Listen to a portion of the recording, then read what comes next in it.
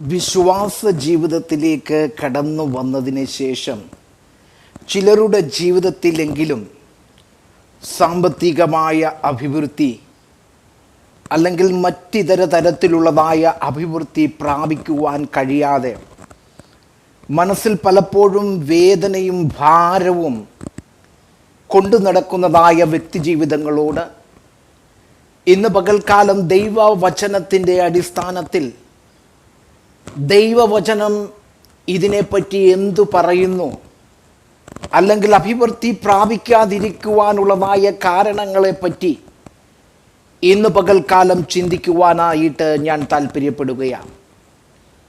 വീണ്ടെടുക്കപ്പെട്ട ദൈവകൃപയിൽ ജീവിക്കുന്നതായ ദൈവമക്കളുടെ ജീവിതത്തിൽ ഞാൻ വിശ്വസിക്കുന്നത്, ഞാൻ മുമ്പ് പറഞ്ഞതുപോലെ ഭാരത്തിലും പ്രയാസത്തിലും ഇത്രയും നാൾ ക്രിസ്തീയ ജീവിതം നയിച്ചിട്ടും മറ്റുള്ളവരുമായിട്ട് താരതമ്യം ചെയ്യുമ്പോൾ, അല്ലെങ്കിൽ തങ്ങളുടെ ജീവിതത്തിൽ വേണ്ടും വണ്ണം ഒരു അഭിവൃദ്ധി പുരോഗതി പ്രാപിക്കുവാൻ കഴിയാത്ത വ്യക്തി ജീവിതങ്ങൾക്ക് വലിയ ആശ്വാസവും വിടുതലുമാകുമെന്ന് ഇന്ന് പകൽക്കാലം ഞാൻ പൂർണ്ണമായിട്ട് വിശ്വസിക്കുന്നു. എന്തുകൊണ്ടാണ് ചിലർ അഭിവൃദ്ധി പ്രാപിക്കുന്നില്ല, അല്ലെ തങ്ങളുടെ ജീവിതത്തിൽ വേണ്ടും വണ്ണമാകുന്ന ഇത്രയും കാലഘട്ടത്തിലെ വർഷങ്ങൾ നീണ്ടതായ ക്രിസ്തീയ ജീവിതത്തിൽ അവർക്ക് അഭിവൃദ്ധി പ്രാപിപ്പാനായിട്ട് കഴിയുന്നില്ല, പുരോഗതി പ്രാപിപ്പാനായിട്ട് കഴിയുന്നില്ല? നമ്മളിൽ ചിലർക്കെങ്കിലും ഇങ്ങനെയുള്ളതായ അവസ്ഥയിലൂടെ കടന്നു പോകുന്നവരുണ്ടായിരിക്കാം. പലരും ചിന്തിക്കുന്നത്, എന്തുകൊണ്ടാണ് എൻ്റെ ജീവിതം മാത്രം ക്രിസ്തീയ ജീവിതത്തിന് വേണ്ടി ഇറങ്ങിത്തിരിച്ചിട്ട് യേശുവിനെ അറിഞ്ഞിട്ട് ജീവിതം ഒന്ന് കരുപിടിപ്പിക്കുവാനായിട്ട്, അഭിവൃദ്ധി പ്രാപിക്കുവാനായിട്ട്, പുരോഗതി പ്രാപിക്കുവാനായിട്ട് കഴിയുന്നില്ല എന്ന് ചിന്തിക്കുന്നവരുണ്ടാകാം. ദൈവത്തിൻ്റെ വചനമനുസരിച്ച് നാം ഈ വിഷയത്തെ ചിന്തിക്കുമ്പോൾ ഇതിന് പല കാരണങ്ങൾ ദൈവവചനം പറയുന്നതായിട്ട് നമുക്ക് കാണുവാനായിട്ട് കഴിയും. അതിലൊരു വിഷയമെന്ന് പറയുന്നത്, പ്രതിബദ്ധതയുടെയോ ശ്രദ്ധയുടെയോ അഭാവം ജീവിതത്തിൽ പരാജയങ്ങളും അഭിവൃദ്ധിയില്ലായ്മയും കൊണ്ടുവരുവാൻ കാരണമാകുന്നു. അതായത് ലഭിച്ച അവസരങ്ങളും നമുക്ക് ലഭിച്ചതായ വസ്തുക്കളും അഥവാ റിസോഴ്സുകളും മോശമായി കൈകാര്യം ചെയ്തതിലൂടെ വ്യക്തികളുടെ അഭിവൃദ്ധി പുരോഗതി നഷ്ടപ്പെടുവാനിടയുണ്ട്. വേറൊരു കാരണമെന്ന് പറയുന്നത്, ക്രിസ്തീയ ജീവിതത്തിലേക്ക് വന്നതിന് ശേഷവും അഭിവൃദ്ധിയെ പറ്റിയുള്ളതായ വളരെ തെറ്റായ ആശയങ്ങൾ ചിലരുടെ ക്രിസ്തീയ ജീവിതത്തിൽ പരാജയം കൊണ്ടുവരുന്നതിന് ഇടയായിട്ടുണ്ട്. നമുക്കറിയാം, ക്രിസ്തീയ ജീവിതത്തിൽ നമ്മളിൽ പലരും അധികമായി പ്രാർത്ഥിക്കുന്നവരാണ്. എന്നാൽ ആ പ്രാർത്ഥിക്കുന്നത് പോലെ തന്നെ ഒരു പ്രവൃത്തി ജീവിതത്തിൽ നിന്ന് ഉണ്ടാകാത്തത് കൊണ്ട് അതും നമ്മുടെ അഭിവൃദ്ധിക്ക് തടസ്സമായി, നമ്മുടെ പുരോഗതി ഇല്ലായ്മയ്ക്ക് കാരണമായിട്ട് തീരാറുണ്ട്. വേറെ ചിലരിൽ പറ്റുന്നതായ ചില കാരണം ഇതാണ്: ചില വ്യക്തിഗതമായ തീരുമാനങ്ങളും തിരഞ്ഞെടുപ്പുകളും സാമ്പത്തിക നഷ്ടത്തിനും പരാജയത്തിനും കാരണമായിട്ട് തീരുന്നതായിട്ട് നമുക്ക് കാണുവാൻ കഴിയും.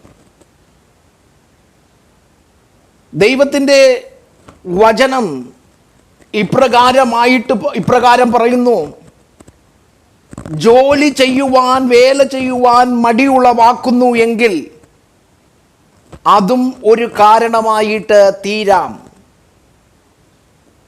ദൈവത്തിൻ്റെ വചനം വളരെ ശക്തമായി മടിക്കെതിരെ സന്ദേശം നൽകുന്നുണ്ട്. അതായത് മടിയൻ എതിരെ ബൈബിൾ വ്യക്തമായ മുന്നറിയിപ്പുകൾ നൽകുന്നു.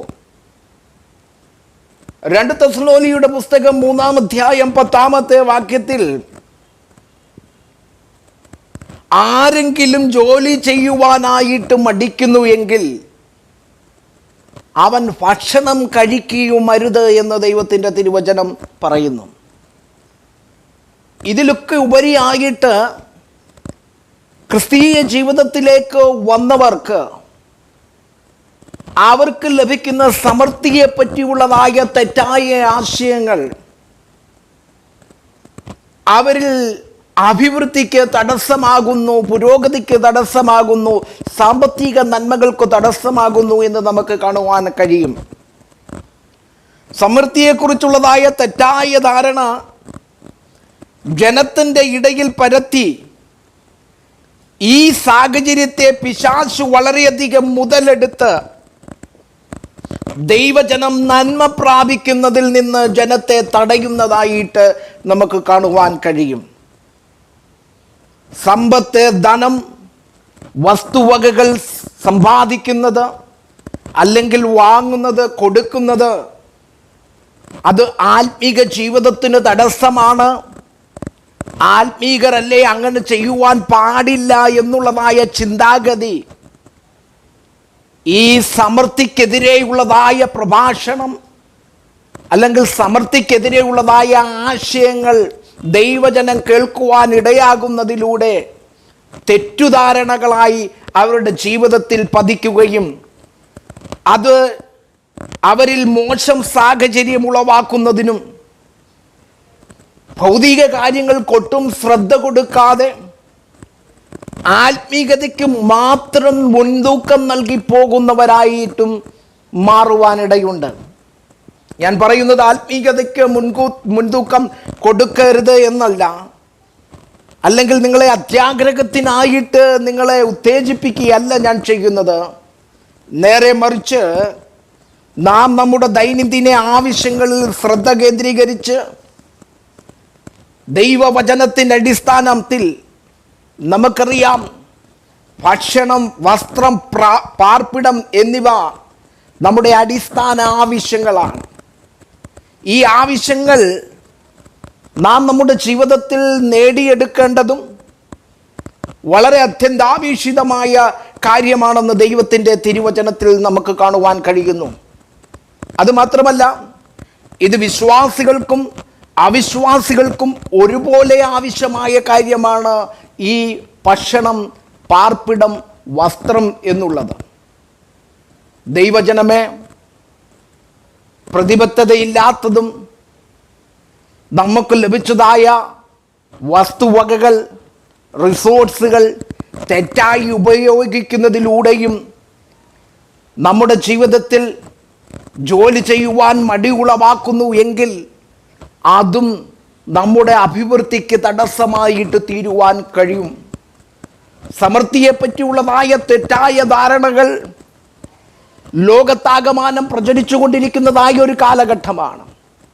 നാം സമൃദ്ധിയെപ്പറ്റി ചിന്തിക്കുമ്പോൾ ദൈവവചനം സമൃദ്ധിയെപ്പറ്റി എന്ത് പറയുന്നു എന്നുള്ളത് നാം തിരിച്ചറിയേണ്ടത് വളരെ ആവശ്യമാണ്.